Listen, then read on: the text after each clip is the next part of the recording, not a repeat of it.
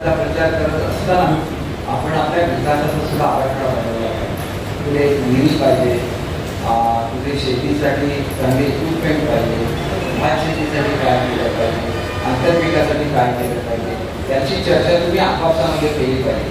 तर आमची पुढे ज्यावेळी टीम येईल त्या टीमवर तुम्ही चर्चा करा, तुम्ही त्याची यादी तयार करा. येऊन तुम्हाला भेटून जाईल त्या वाड्यांमध्ये. परंतु एक लोकांमध्ये एकी निर्माण करायचं, नेहमी राजकारणावर भांडत राहायचं आणि मग आपण मागे राहायचं, ती योग्य नाही.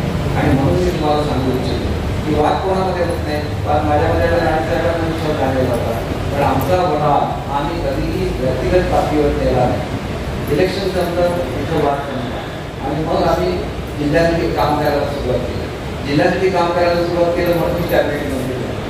म्हणून राणेसाहेब केंद्रामध्ये कॅबिनेट मंत्री झाले, कारण त्यांनी जे काम कोरोनाच्या काळामध्ये केलं त्याचं कौतुक राष्ट्रपतींनी स्वतः केलेलं आहे, पंतप्रधान मोदींनी स्वतः हे केलेलं आहे. आणि ज्याप्रमाणे सौदागर मॅडमने आता तुम्हाला सांगितलं की ही निवडणूक ही राष्ट्राची निवडणूक आहे.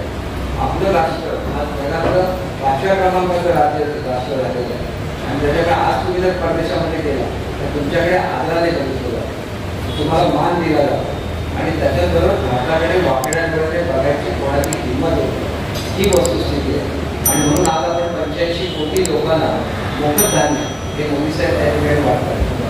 शेजारचं जे पाक प्राप्त काश्मीर आहे त्याच्यामध्ये मोर्चे निघतात आणि ते काय म्हणतात की आम्हाला मोदी साहेबांसारखा पंतप्रधान पाहिजे, आम्हाला पाकिस्तानमध्ये राहायचं आणि आम्हाला भारतामध्ये परत जायचं. हा बदल जो जागतिक स्तरावर घडतो हा मोदी साहेबांमुळे घडतो आणि त्याच्यामुळे आज मेडिकल कॉलेज प्रत्येक जिल्ह्यामध्ये मेडिकल कॉलेज होते, कारण मोदी साहेबांनी तसा तो कार्यक्रम घडवलेला. जो घर मागतो त्याला घर दिलं जातं, ज्या घरामध्ये शौचालय नसतं तिथे शौचालय दिलं जातं, घराघरामध्ये नळाने पाणी दिलं जातं. हे सगळं आपल्याला पुढच्या काळामध्ये करायचं आहे, त्याची अंमलबजावणी करायची आणि त्याच्यामुळे तुम्ही याच्यामध्ये सर्वजण सहभागी झाला पाहिजे. कारण तुम्ही सगळे या भागाचे नेते आहात. मी केवळ तुमच्यावर बोलू शकतो, एवढ्या तुम्हाला सविस्तर काम मिळतं तर हे सगळं आपण करायचं आहे आणि हे मंजूर करायची ताकद ही देवाने आपल्याला दिली आहे. आणि त्याच्यामुळे तुम्ही सर्वजण जसे आता तुम्ही गजानन महाराजांची भक्ती करता, साईबाबांची करता, तुमच्या अंगाला विठोबाची भक्ती करता, तर आम्ही सगळे देवाचे भक्तच आहोत. येताना आम्ही जाऊन आलो होतो साईबाबांचं वर्धापन दिन होतं त्या देवळात जाऊन आलो, दत्त महाराजांच्या देवळात जाऊन आलो. बघा आपण देवभक्त का आहोत तर आपण चांगला विचार करतो, चांगला विचार करतो म्हणून देव आपल्याला म्हणून देत असतो.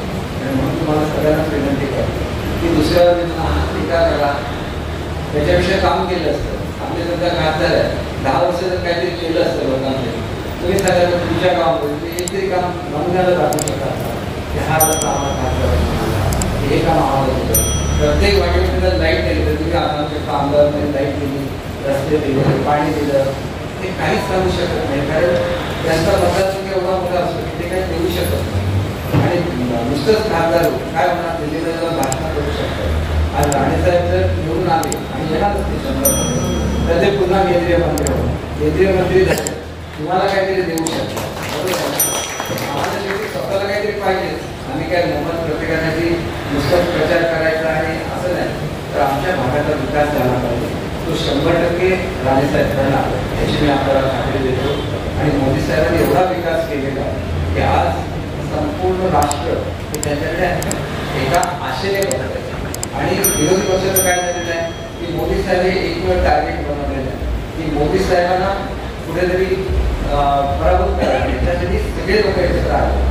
पण तुमची विचारधारा ही काय का, तुम्ही आज एकत्र आलाय, परत आपल्या राज्यात गेल्यानंतर तुम्ही एकामेकाशी भांडता, हे सगळं जर बघितलं तर आज देशाचं नुकसान होता कामा नये तर मोदी साहेबांना निवडून दिलं पाहिजे. देशाचं नुकसान होता कामा नये तर आपल्याला राणेसाहेबांना निवडून दिलं पाहिजे.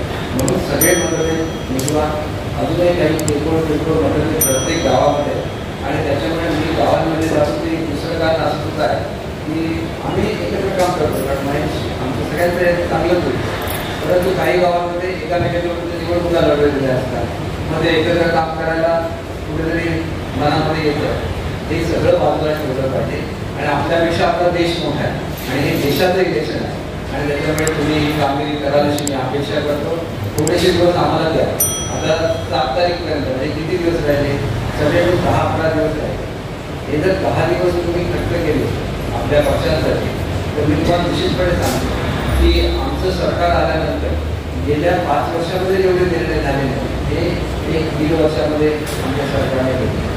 आदरणीय शिंदे साहेबांनी घेतले, फडणवीस साहेबांनी घेतले, अजितदादांनी घेतले.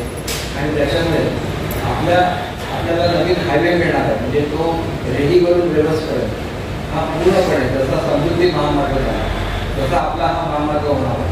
आणि म्हणून हे सगळं जर घडायचं असेल, जसं मी तुम्हाला कालचं उदाहरण दिलं, तसं एक मोठं महामंडळ स्थापन केलेलं आहे.